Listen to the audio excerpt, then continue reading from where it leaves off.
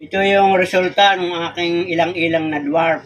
Ito dati mga kabayan, yung aking minarkot ngayon hindi naman nabuhay at naputol ng bagyo. Ay ngayon pinabiyaan ko na yung kanyang puno. Ito ngayon sumuloy mga kabayan.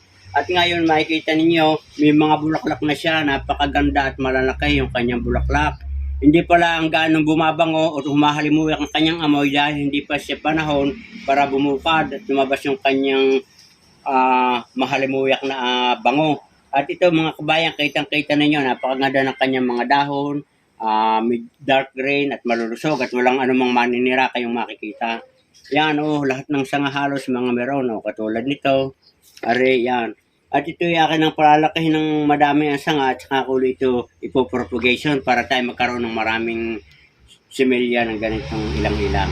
So yan mga kabayan, hanggang dito na lamang. Good luck and good health at sana nagustuhan nyo ibinahagi ko ng ating dwarfs ilang-ilang. Magandang araw kabayan.